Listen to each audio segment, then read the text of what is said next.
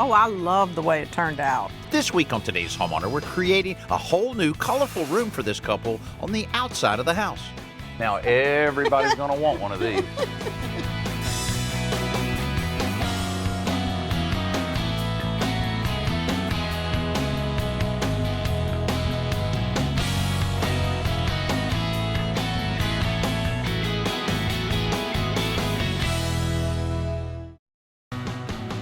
A few years ago, Phil and Molly Nix downsized to this smaller house after their kids left home.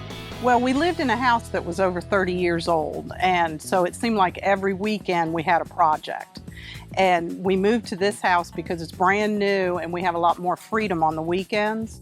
We like the neighborhood with the sidewalks and the small community and the size of the house and the easy convenience of the house. Small yard to mow, that's a good thing. In the older home, we were fixing things that were broken. Now we're adding things to the house to make it more our style. We'd like to make our porch an extension of the inside of our home. It's not screened in, so it's hard to use it certain times of the year. And but I'd really like to do something too with the concrete. I just don't like the gray concrete. Do we have some ideas for you there. Now, I noticed just the quick walk through the house, there's some artistic endeavors going on around here. Not me. Okay, I was clarifying that. I like bright colors, lots of bright colors. What, let's do some measurements and see just what we can come up with. So besides screen walls around the porch, we'll score and stain the concrete slab, add a ceiling fan and TV, and reconfigure the walkway and grill area. But the weather isn't cooperating when Alan and I return to start the work. You think it's going to rain like this all day long? Well, I guess we could get this column out. Yeah. You know, if the rain doesn't pour in here, we can score all of this, do a little electrical work, play some cards, football, stuff like that. All right. All right, well, let's get some tools then. So we want to be sure we get the pattern right when we score the concrete. Since you're the artsy type, you would probably we could go there. Oh, and then crisscross. Yeah, we could go like that and cut a joint down there on each side, and you'll have 4 sections there and 4 sections over here. You like this? I like this. If she likes it, I like it. Okay, that was quick. So while Alan and I begin laying out our cut and I get to the corner of the porch, we have to jack up the roof so we can remove the column and chalk our last line before scoring the concrete. For that job, we're using an ordinary circular saw fitted with a diamond masonry blade. The saw was set to cut about 1/8 of an inch deep. Then we use a long straight board to guide the cuts along our layout lines.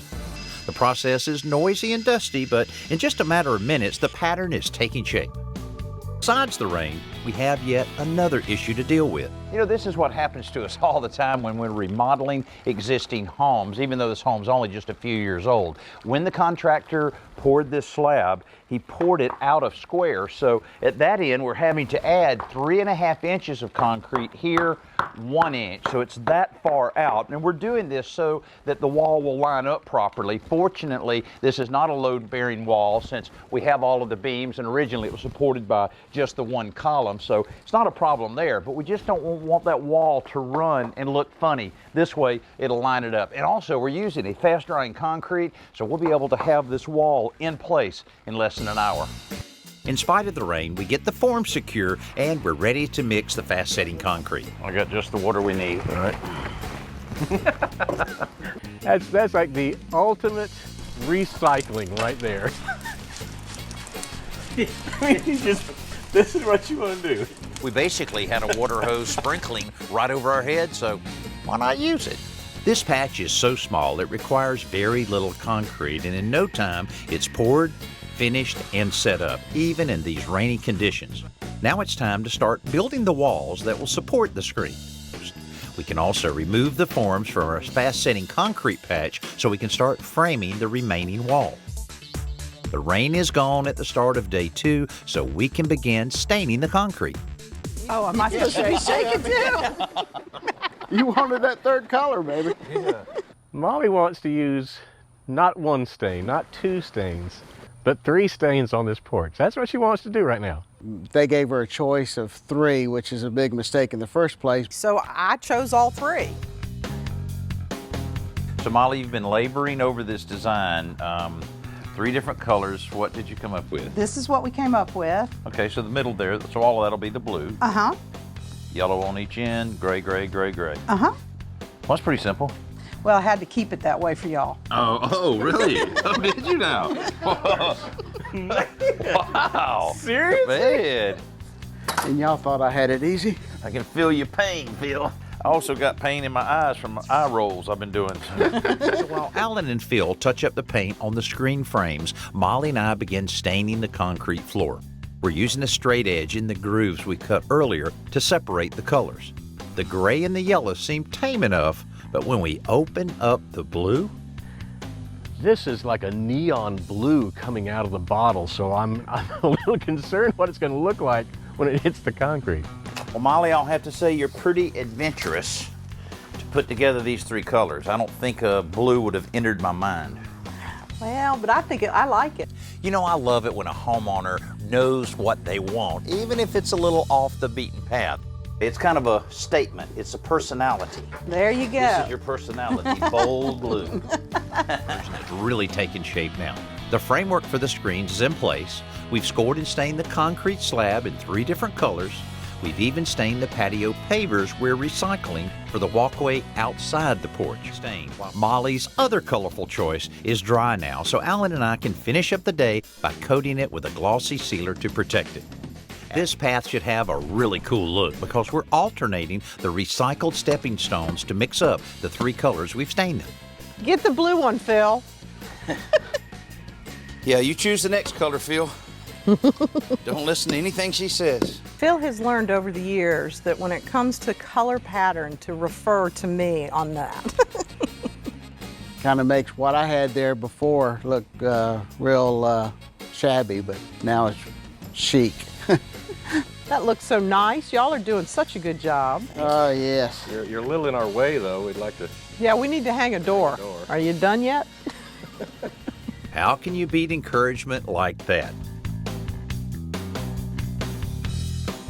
Soon enough, the screen door gets hung, then we move back inside. While Alan hangs Molly's new ceiling fan, I'm trying to figure out the change she wants to make to the lighting.